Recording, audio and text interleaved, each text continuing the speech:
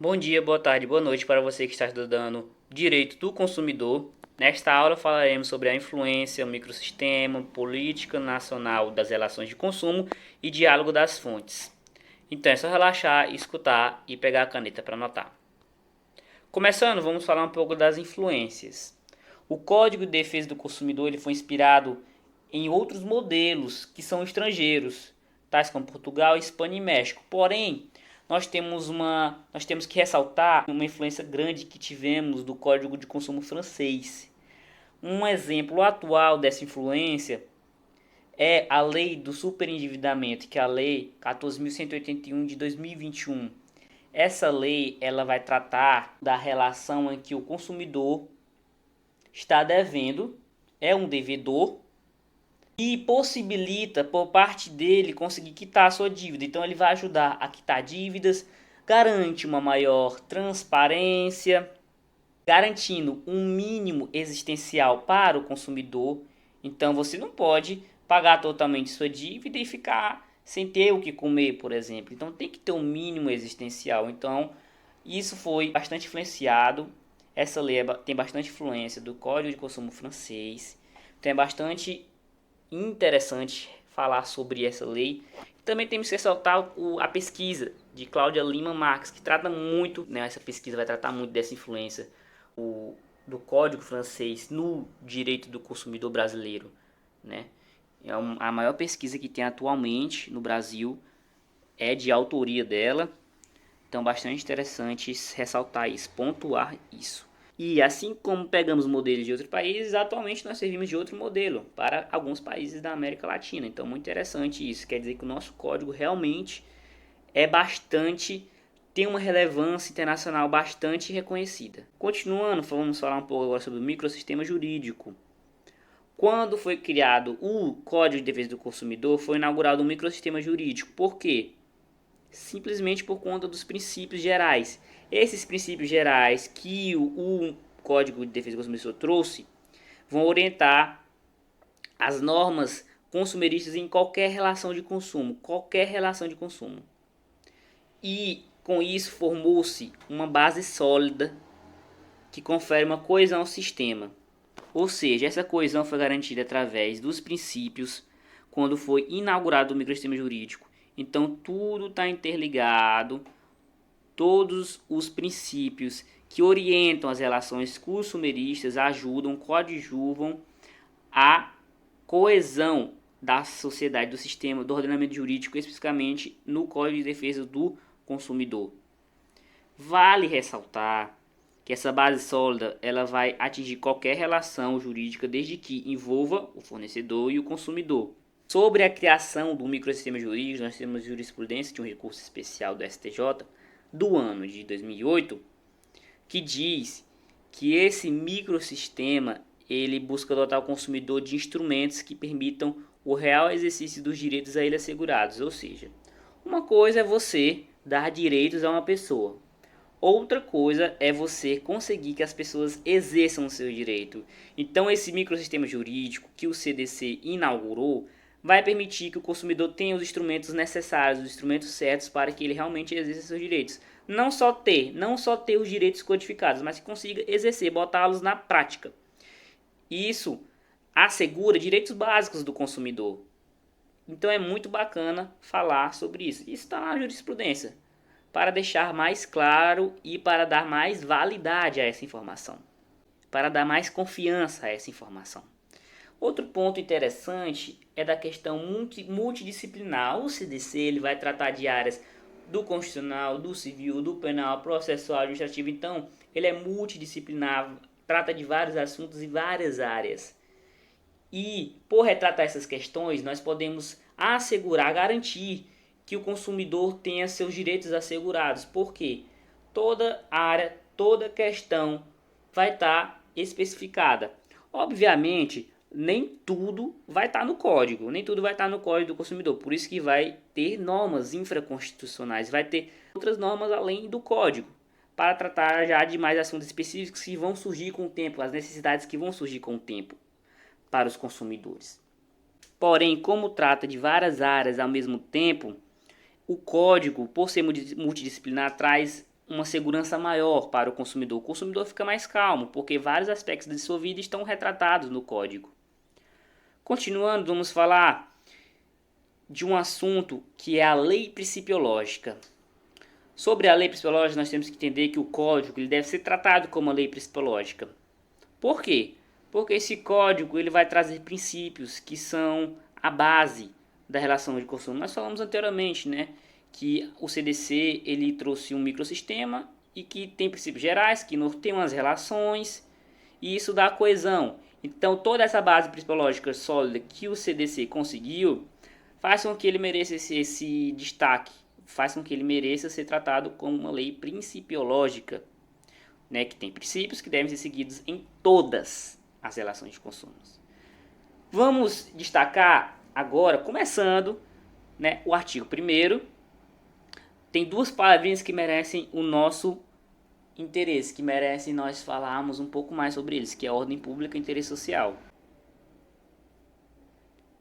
Primeiramente, sobre a norma de ordem pública. Normas de ordem pública, conforme Landolfo de Andrade, são aquelas que, por estabelecerem valores básicos e fundamentais de nossa ordem jurídica, transcendem o interesse das partes, prevalecendo sobre a vontade destas. Então a gente tem que ressaltar que a ordem pública, ou congente, ela tem um caráter obrigatório, deve ser seguido por todos. E ela é inderrogável pela vontade das partes.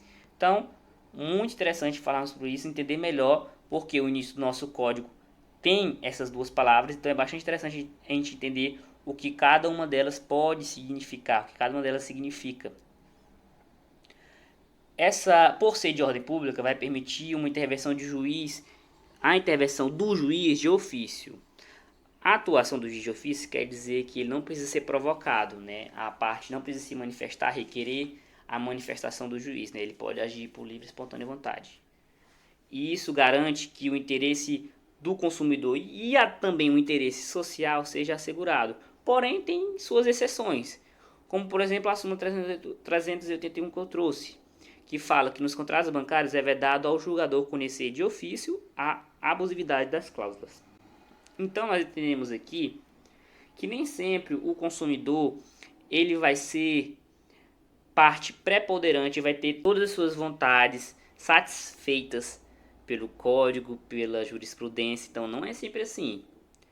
O código ele vai tratar o consumidor como um agente vulnerável, vai dar direitos, vai dotá-lo de direitos, vai dar instrumentos para ele exercer esse direito. Porém, nem sempre vai prevalecer a vontade do consumidor, porque eu tenho clareza em afirmar que qualquer pessoa, quando assina um contrato bancário, caso haja alguma abusividade da cláusula, seria muito mais fácil que o juiz pudesse declarar a nulidade dessa cláusula sem ter a provocação, né? Porque ele pudesse fazer de ofício. Porém, não é isso que acontece, né? É vedado conhecer de ofício, é vedado.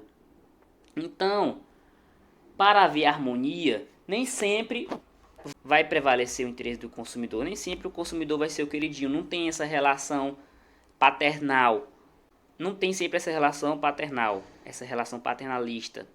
Então é muito interessante ressaltar isso, né? Continuando, agora vamos falar um pouco sobre normas de interesse social. O interesse social diz que prevalece mais a vontade da sociedade do que a vontade dos particulares. Ou seja, o individual não é muito importante, o que importa é o coletivo, é a sociedade. Então, por causa de um, não devemos satisfazer a vontade de todos. Então, normas de interesse social é isso. Normas de interesse público e interesse social, obrigatórias, inderrogáveis pela vontade das partes e devem prevalecer a vontade da sociedade e não a do particular. O CDC ele vai focar em proteger a relação de consumo, ou seja, vai combater abusos, de modo que isso favoreça não só a um indivíduo, mas sim a coletividade. Então, não vai favorecer só um determinado grupo, né? Vai sempre favorecer, vai sempre pensar no geral, no interesse social geral. Continuando, vamos falar agora um pouco sobre a Política Nacional das Relações de Consumo. Está previsto no artigo 4º do CDC e é dotado de eficácia plena. Por ser de eficácia plena, nós entendemos o quê?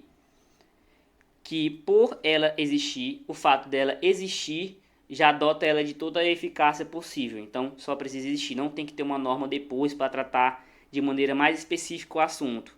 Existiu, está assegurado. É isso, eficácia plena. E vai designar um programa de interesse público. Né? Acabamos de falar sobre o interesse social e a ordem pública. Né? Um programa de interesse público. A gente tem que entender que essa política nacional ela funciona como um manual, como um guia, que vai ajudar na aplicação de todas as demais normas do CDC. É algo que está ali e vai ficar lá para sempre, né? Seja de maneira explícita ou implícita. Voltando agora um pouco, falando sobre a lei do superendividamento, nós temos que ela incluiu 2 incisos no artigo 4º, que devem ser observados, lidos com calma, porque é algo novo. Né? Esses 2 incisos eles vão tratar sobre prevenção e tratamento do superendividamento. Isso vai ajudar a não ter uma exclusão social do consumidor. O consumidor, antes dessa lei, ele era impedido de fazer muitas coisas e agora pode ajudar a não excluir totalmente o consumidor, essa exclusão social, que era algo muito negativo. Então, a lei vai dar uma olhada com mais calma para o consumidor e também vai procurar ações mais direcionadas a uma educação financeira, que é muito importante, e também ambiental dos consumidores. Esses 2 incisos falam mais sobre esses assuntos. Os objetivos da Política Nacional das Relações de Consumo é defender o interesse do consumidor, ter transparência nas relações de consumo e conseguir uma harmonia entre consumidor e fornecedor. É muito interessante falar dessa harmonia. Acabamos de ver na jurisprudência uma hipótese em que o fornecedor tem uma garantia maior do que o consumidor, tem uma vantagem nessa relação. Então não existe esse negócio de vantagem. Tem que procurar uma harmonia. Nem o consumidor tem que ser uma parte mais beneficiária, nem o fornecedor. Tem que haver o benefício para ambos. Então isso que é a harmonia. O consumidor é um agente vulnerável, porém não se deve favorecer de maneira ilimitada, incondicionada, sem justificação, sem uma justificação plausível. O consumidor não deve haver esse favorecimento. Por quê? Porque o CDC não tem um caráter paternalista em relação aos consumidores. Após o artigo 4º, nós temos os instrumentos que o poder público poderá utilizar para executar a política nacional das relações de consumo. Então, olha que interessante. Primeiro, ele dá a política que serve como guia e depois ele fala dos instrumentos que serão feitos, que serão praticados para que possa acontecer, para que possa realmente acontecer a política, para que os planos sejam botados em prática. Então é muito interessante, né? Você faz a teoria e a pratica, cria os direitos e o exerce. Então muito interessante. Está previsto no artigo 5º os instrumentos e a lei do superendividamento também acrescentou 2 novos incisos também nesse artigo 5º, né? São incisos que tratam de mecanismos de prevenção e tratamento, tanto extrajudicial como judicial, do superendividamento. Então isso vai cuidar muito da proteção do consumidor. Vai instituir núcleos de conciliação e mediação quando se tratar de conflitos que envolvam a questão do superendividamento. Então, cada vez há um avanço maior, ainda bem que há um avanço maior na questão de evitar a exclusão social. Pode haver que quando surja uma norma nova, a norma anterior seja contrária, não tenha mais validade, não tenha mais eficácia. Então, nós temos que falar um pouco sobre o conflito entre normas. Por quê? Quando há uma norma nova, normalmente, tradicionalmente, da maneira clássica, você exclui uma das normas, a mais antiga ou a mais nova. Então, nós temos alguns critérios que vão tratar da solução de conflitos de normas, quando normas são contrárias, né, as normas não se dão bem, tratam do mesmo assunto de maneira divergente, o que acontece quando o que deve ser feito para solucionar esse conflito.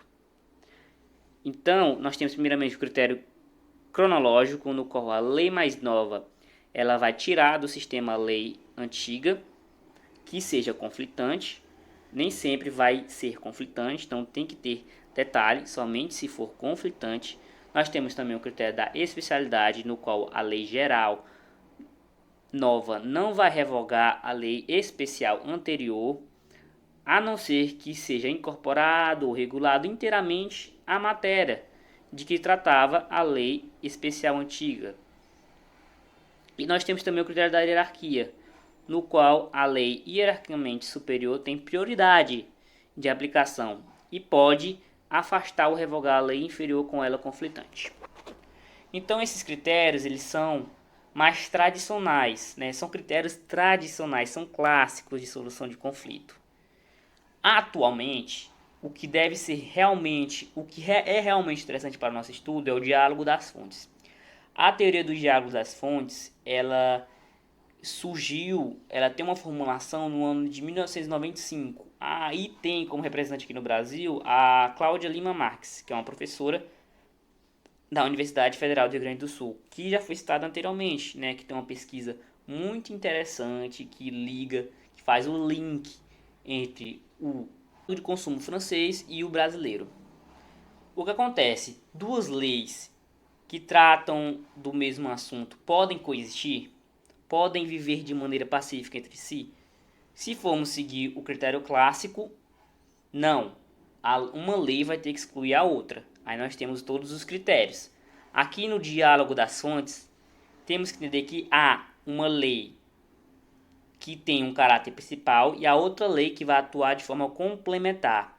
Se a gente aplicar isso no Código de Defesa do Consumidor, nós temos que o Código de Defesa do Consumidor ele tem o caráter principal, e quanto às outras normas vão ser aplicadas subsidiariamente, na medida que são compatíveis com a principiologia que tem no Código de Defesa do Consumidor.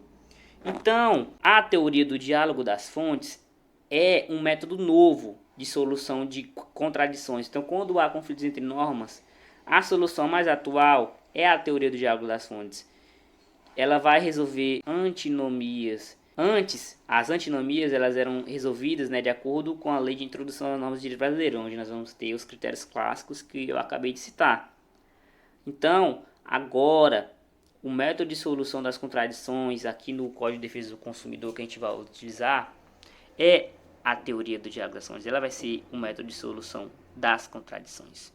E está plenamente reconhecido pela jurisprudência, né? O STF ele reconhece o uso. Nós temos em relação às atividades bancárias. O que aconteceu? O STF reconheceu quando ele aplicou o Código de Defesa do Consumidor nas atividades bancárias. Aí nós temos um trecho muito interessante que eu retirei, que fala o seguinte: não há o que falar em exclusão formal entre essas espécies normativas, mas sim em influências recíprocas, em relação à aplicação conjunta das duas normas ao mesmo tempo e ao mesmo caso, seja complementarmente, seja subsidiariamente, seja permitindo a opção voluntária das partes sobre a fonte prevalente.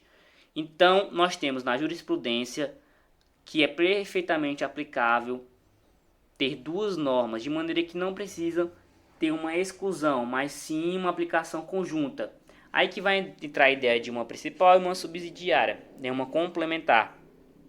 Então está perfeitamente incluído na nossa jurisprudência, então é muito interessante ressaltar essa teoria, que atualmente é um novo método de solução de contradições, de conflito entre normas. E por aqui eu encerro a aula de hoje. Eu espero que você tenha aprendido e até a próxima.